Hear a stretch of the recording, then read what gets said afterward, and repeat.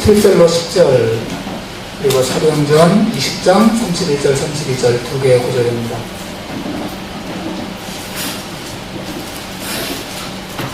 자, 에스라서 말씀부터 보겠습니다.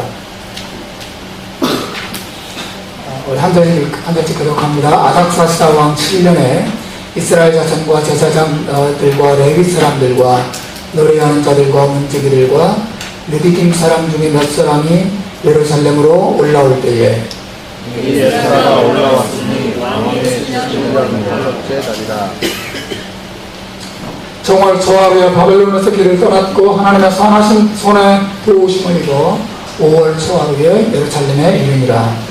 에스라가 여호와 이름을 원하여 은혜하며 여호와 길을 이스라엘에게 가르치고 결심하였더라. 네, 사도행전 20장 31절 32절 같이 보겠습니다. 한 목소리로 읽겠습니다. 스크린에 있으니까 보시면 되겠습니다. 같이 읽습니다. 시작. 그러므로 너희가 육교여 내가 3년이나 밤낮 쉬지 않고 눈물로 각 사람을 준비하는 것을 기억하라. 지금 내가 너희를 주와 및 그 은혜의 말씀께 부탁하노니 그 말씀이 너희를 든든히 세우사 거룩히 하심을 입은 모든 자 가운데 기억이 있게 하시리라. 아멘.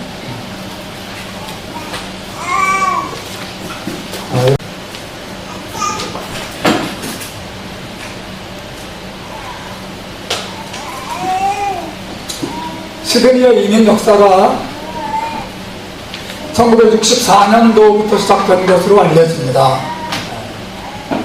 64년 시드니 대학으로 유학 온 한국 유학생들이 처음 시드니에 와서 공부도 하고 그래 이민 역사가 시작됐다고 해요. 64년이니까 이제 딱 50년 됐네, 그죠? 네, 50년 됐습니다.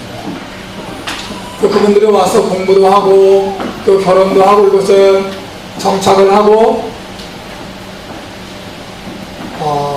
그리고 그 가정에서 어떤 아이들이 만약에 태어났다면 지금 나이가 제 나이쯤 됐겠죠? 네. 저희가 64또래거든요. 근데 제 나이쯤 됐을 것입니다. 1.5세들도 있었을 가능성이 있겠고, 그죠? 2세들은 여기서 태어난 2세들은 50세까지 되지 않았을까 생각을 합니다. 오늘 본문의 에스라도 이민자 가정에서 태어났다고 해야 될까요? 이 에스라는 유대인이지만 바벨론에서 태어나서 바벨론에서 자란 사람이에요. 여러분 알다시피 주전 722년경 유대 나라는 바벨론의 586년경 바벨론의 침공을 받아서 무너집니다. 그리고 많은 사람들이 사슬에 묶여서 바벨론으로 강제 이주를 당하죠. 그리고 에스라는 그 땅에서 태어난 것으로 보입니다.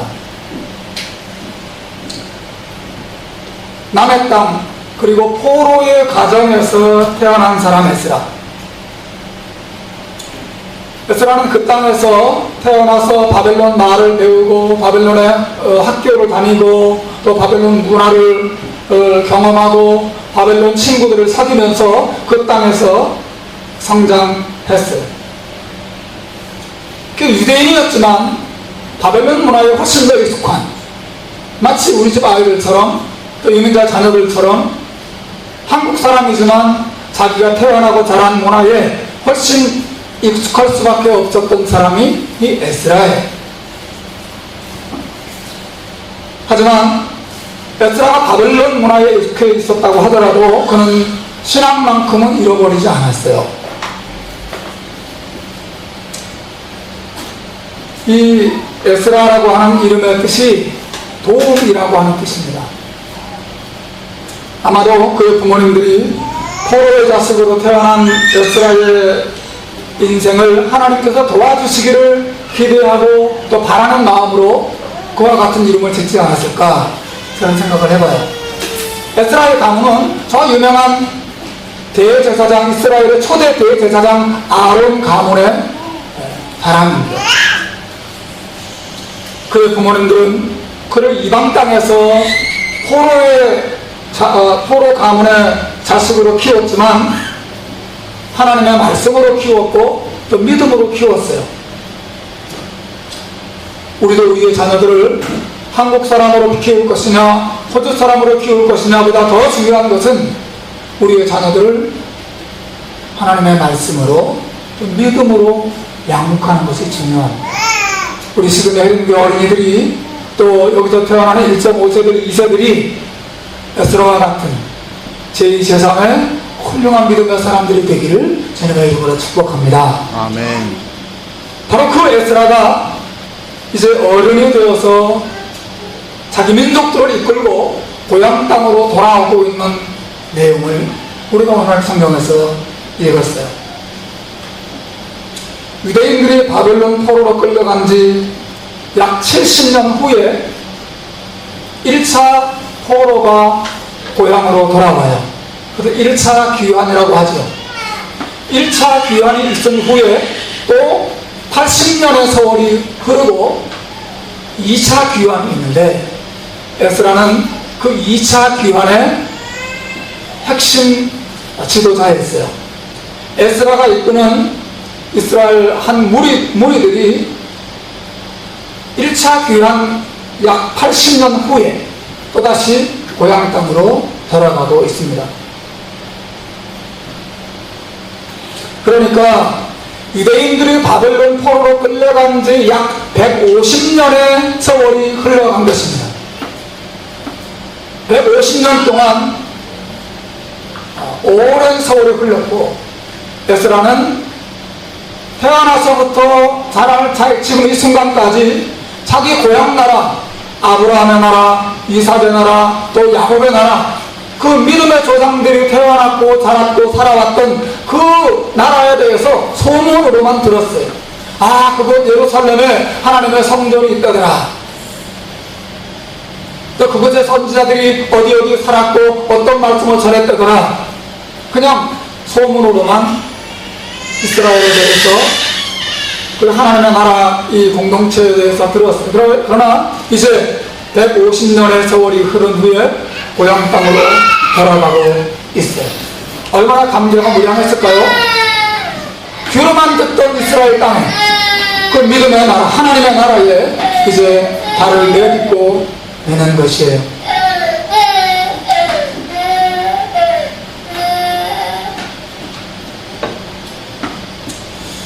여러분, 제가 오늘 여러분과 더불어서 생각하고 또 관심을 기울이는 것은 고국으로 돌아갈 때 에스라의 마음에 어떠한 소원이 있었고 어떠한 결심이 있었는가 하는 점입니다.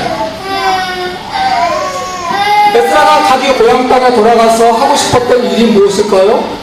그럼 어떤 계획을 가지고 고향으로 돌아가는 걸까요?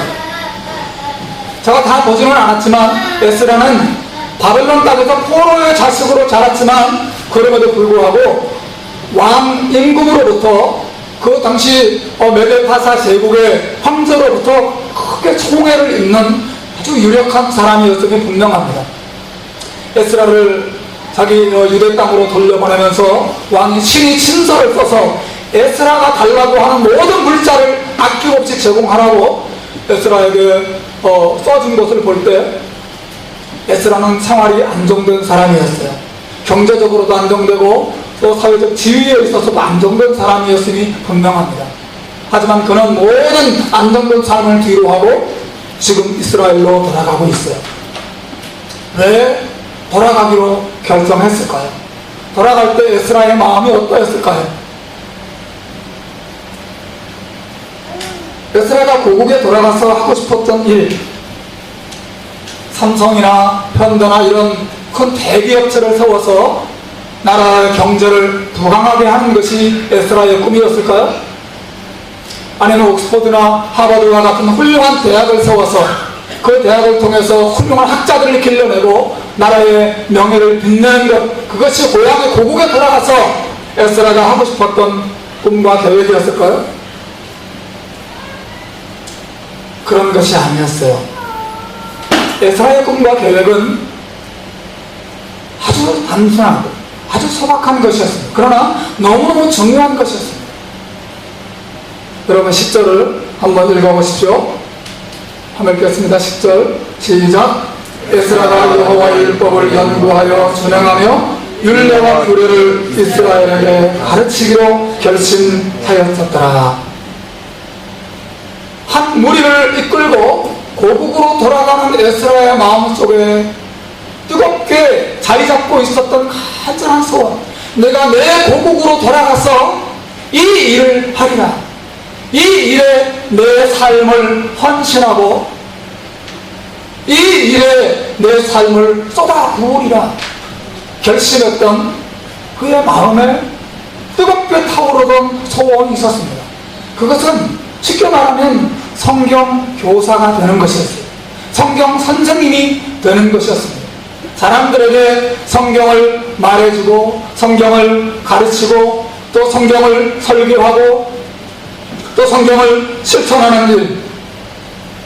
그래서 그 유대 나라가 성경 말씀이 다스리는 나라가 되게 하는 일. 아주 작은 어린아이부터 시작해서 청년들, 어른들에 이르기까지 성경을 바르게 알고 성경을 사랑하고 성경 때문에, 하나님의 말씀 때문에 행복한 나라가 되게 하는 것. 이것이 에스라의 꿈이었어요. 이것이 에스라의 소원이었습니다.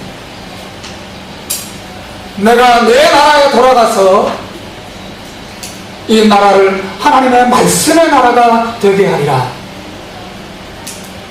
하나님의 말씀이 온전히 다스리는 나라가 되게 하리라.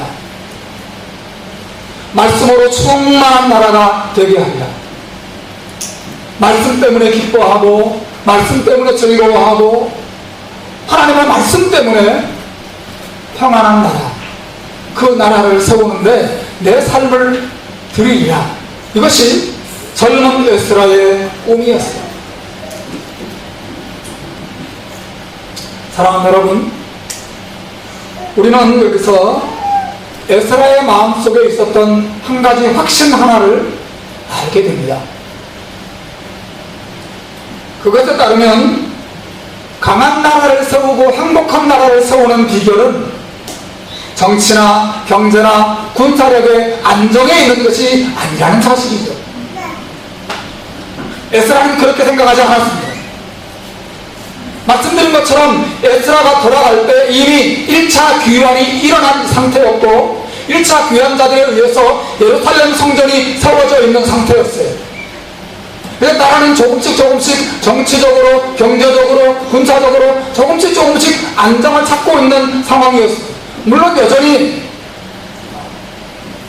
열악한 환경이었음이 분명하지만 에스라는 나라를 더 부강하게 하고 나라를 더 평화롭게 하고 나라를 더 행복하게 하는 비결이 정치, 경제, 군사, 사회, 행정, 문화 이런 여러 가지 분야에 있어서 틀을 잡고 더 풍성하게 만드는데 달린 것이 아니라고 생각했어요. 자신의 힘을, 자신의 지식을, 자신의 모든 능력을 그러한 것들을 세우는 일에 동참하리라. 이것이 그의 꿈이 아니었어요. 그의 꿈은 내가 돌아가면 만나는 사람들마다, 찾아가는 동네마다 하나님의 말씀을 가르치리라. 하나님의 말씀을 사람들에게 알려주어서 사람들이 하나님의 말씀을 사랑하고 하나님의 말씀을 실천하고 또 하나님의 말씀을 사랑하고 그 하나님의 말씀을 알기 때문에 행복한 나라로 만들리라. 이것이 에스라의 꿈이었어요.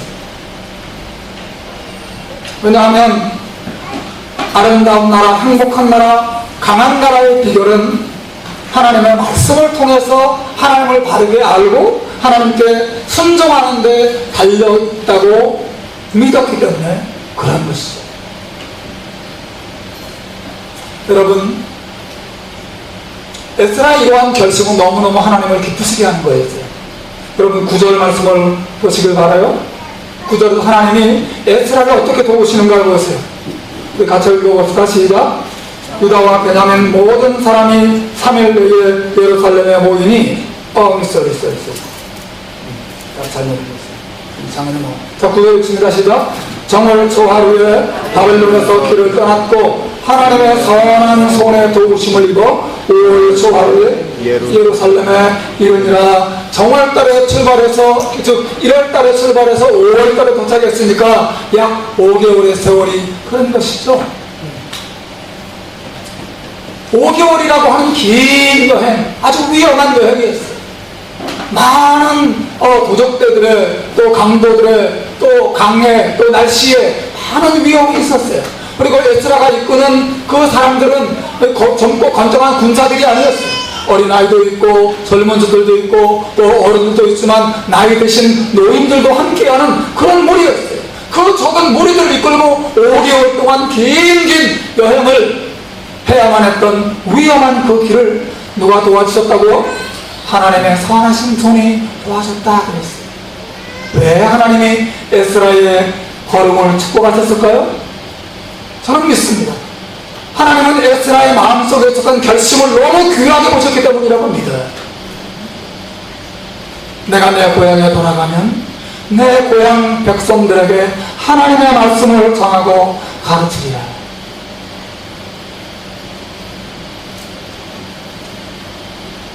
우리 주님께서는 하나님께서는 이 에스라의 결심이 실천되도록 길을 열어주신 것이죠. 주 안에서 사랑하는 여러분, 제가 오늘 이 아침에 한 번 더 여러분에게 묻고 싶은 질문이 있어요. 올 한 해 여러분의 마음에도 하나님의 말씀의 중요성에 대한 이러한 에스라와 같은 확신이 자리 잡고 있나요? 우리 가정의 강함과 우리 가정의 평안과 우리 가정의 행복과 우리 가정의 미래가 돈과 어떤 다른 세상적인 것들을 얻느냐 못 얻느냐에 달린 것이 아니라 하나님의 말씀을 바르게 알고 하나님의 말씀 때문에 하나님을 사랑하고 또 하나님을 사랑하기 때문에 하나님 말씀에 순종하는 일에 전적으로 갈려있다는 사실을 여러분 알고 있나요? 그래서 나는 올 한 해 동안 하나님의 말씀을 배우리라, 하나님의 말씀을 알아가리라, 하나님의 말씀을 실천하리라 라고 하는 에스라의 마음에 있었던 이런 결심이 여러분 안에도 있나요?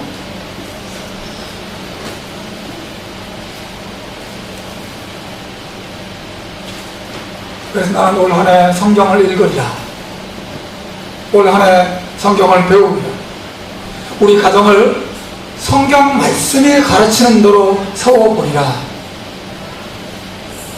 우리 교회를 하나님의 말씀 안에서 성장시키는데 내가 힘을 다하리라. 여러분, 이것이 에스라의 결심이었어요.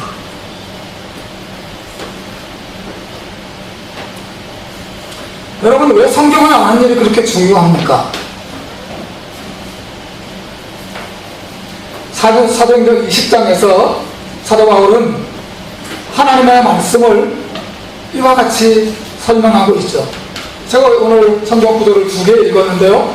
사도행전 20장 31절과 32절 말씀을 아울러 읽었어요. 한번 읽어보겠습니다. 사도행전 20장 31절 32절 같이 읽읍시다. 시작.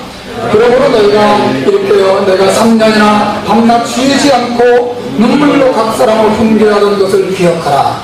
지금 내가 너희를 주와 및 그 은혜의 말씀께 부탁하노니 그 말씀이 능히 너희를 어등등히 세우사 거룩히 하심을 입은 모든 자 가운데서 기업이 있게 하시리라.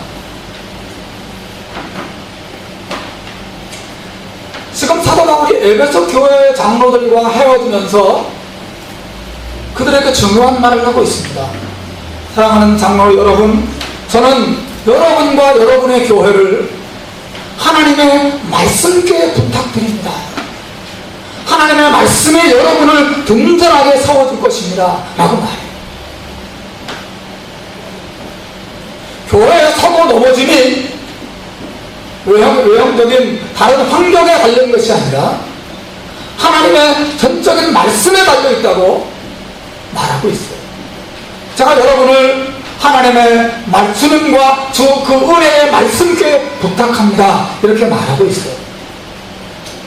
여기 부탁한다라고 하는 헬라어 단어는 예수님께서 십자가에 돌아가실 때 하신 기도 속에서 사용된 단어와 똑같은 거예요. 누가복음 23장 46절에 보면 예수님이 이렇게 기도하세요. 예수께서 큰 소리로 불러 가라사대 아버지여 내 영혼을 아버지의 손에 부탁하나이다, 그렇게 기도했어요. 여기 하나님 아버지 내 영혼을 하나님의 손에 부탁하나이다 라고 말할 때 그 부탁한다는 말, 사도 바울은 나는 여러분과 여러분의 교회를 하나님의 말씀께 부탁합니다, 이렇게 말하고 있는 거예요. 그것은 온전한 의탁을 말합니다. 예수님께서는 자기 영혼에 살고 죽는 것, 자기 영혼의 영원한 운명을 하나님의 손에 온전히 맡겨드리고 있어요. 하나님, 당신의 손, 당신의 능력, 당신의 선하심, 당신의 신실하심에 저의 모든 것을 맡겨드립니다. 하나님께서 그 예수님의 기도를 들으셨고 예수님을 죽음에서 다시 부활시켜 주셨죠. 여러분, 바울 사도가 지금 그와 같은 마음으로 이 말씀을 하고 있는 거예요. 바울 사도는 에베소 교회에 살고 죽는 모든 것, 에베소 교회의 현재와 또 미래의 모든 것, 에베소 교회의 평안과 강건함과 에베소 교회의 성장과 에베소 교회의 모든 영광을 하나님의 말씀께 맡기고 있는 거예요.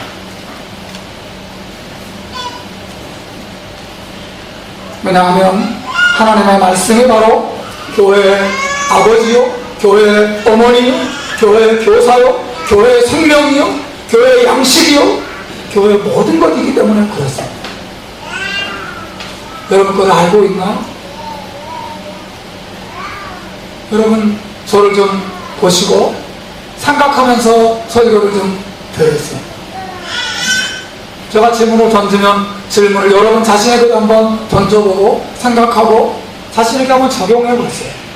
여러분도 정말 여러분의 인생을 그와 같이 내 인생이 하나님의 말씀에 달려있다고 생각하나요? 우리 자녀들의 인생의 행복과 성공과 영광이 하나님의 전적인 말씀에 달려있다고 믿고 있나요? 에스라는 그것을 믿었어요. 이 나라와 민족의 운명이 하나님의 말씀을 아는 것과 하나님의 말씀에 순종하는 것에 달려있다고 믿었어요.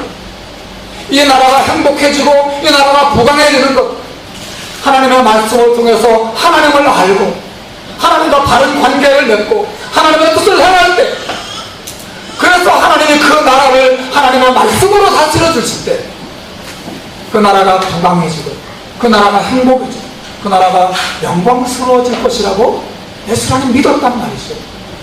내가 내 고향에 돌아가면 내 고향에 돌아가서 어린아이들과 젊은이들과 청년들과 어른들 할 것 없이 만나는 모든 사람들에게 하나님의 말씀을 가르치고 하나님의 말씀에 순종하는 나라로 내가 만들리라, 이 결심이 에스라에게 있었어요.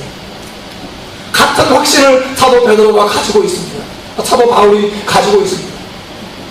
여러분의 교회를 내가 하나님의 말씀께 부탁합니다.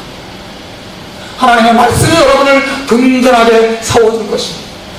여러분의 교회가 말씀과 함께한다면, 말씀이 계속 공급된다면, 말씀의 은혜가 임한다면, 말씀을 실천하는 교회가 된다면 여러분의 교회는 흔들리지 않을 것입니다. 그렇게 바울이 말하고 있는 거예요. 부모님에게 묻습니다.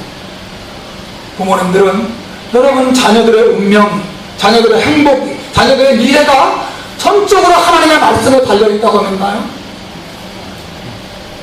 이 아이를 하나님의 말씀의 사람으로 기른다. 하나님의 말씀이 이 아이들의 마음속에 없다면 공부를 아무리 잘하든, 그래서 좋은 직장에 가서 돈을 아무리 많이 벌든 그 아이의 인생은 소망이 없다.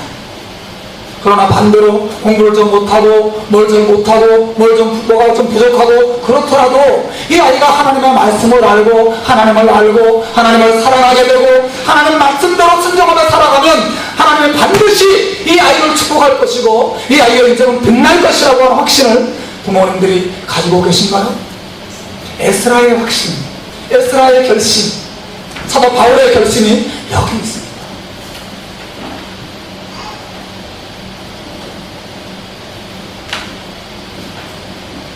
사랑하는 여러분, 올 한 해 우리 자신과 우리 가정과 우리 교회를 하나님의 말씀에 맡기는 한 해가 되기를 바랍니다.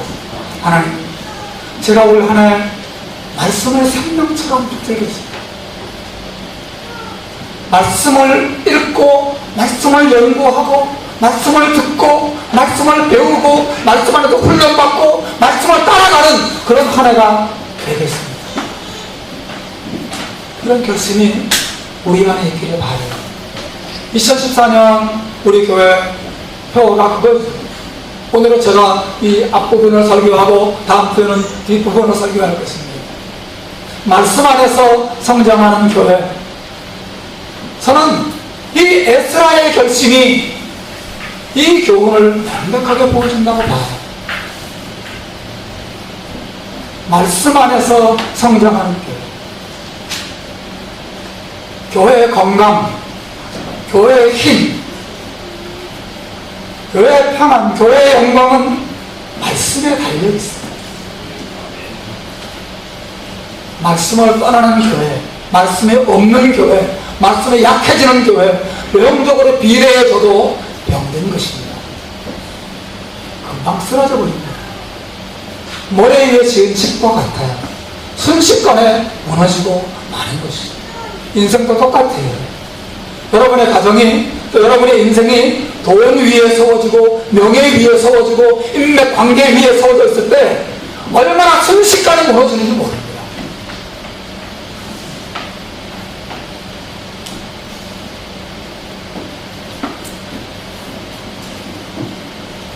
사도 요한은 예수는 자신의 곧 말씀이라고 하셨어요. 그죠? 태초에 말씀이 계시니라. 이 말씀이 하나님과 함께 계셨으니 이 말씀이 곧 하나님이시라. 말씀이 육신이 되어 우리 가운데 거하셨다. 이렇게 말하고 있어요. 여러분, 이거보다 말씀의 중요성을 더 분명하게 보여주는 구절이 어디 있어요? 말씀이 곧 하나님이고 말씀이 곧 예수님.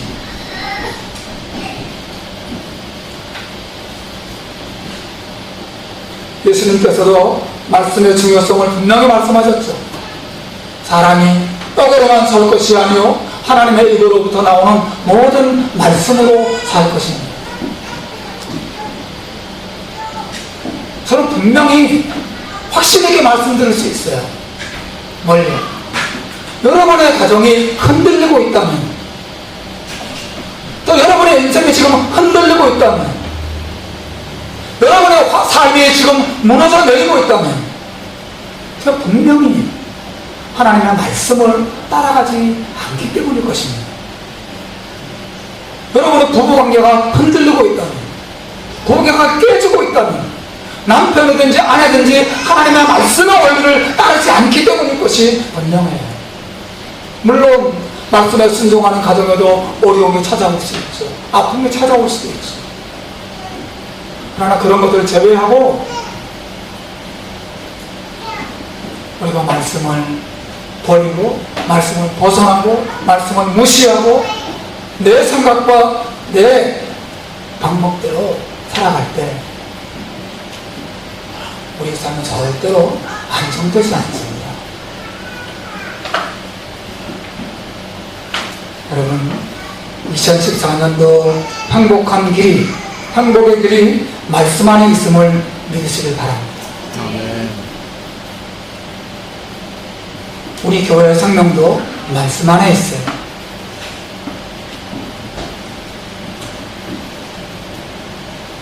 캠벨 몰건이라고 하는 아주 훌륭한 목사님이 계세요.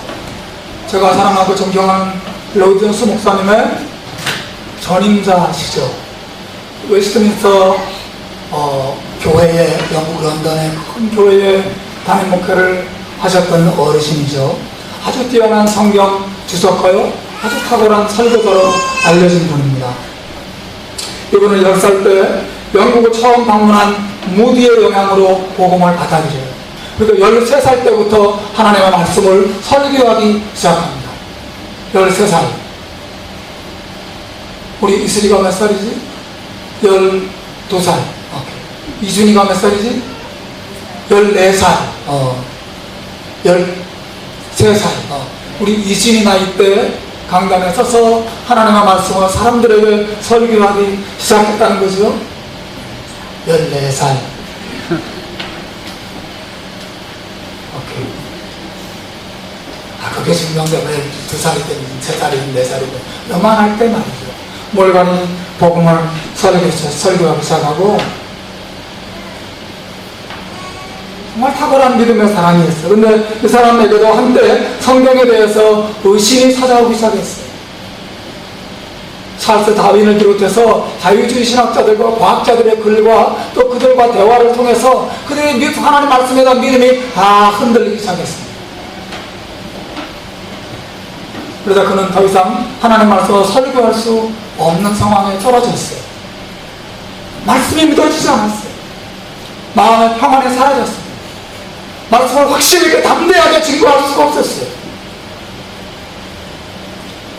이 어려움을 어떻게 이겨냈는지 아십니까? 그는 자기에게 주어진 모든 설교 예약을 다 취소했어요.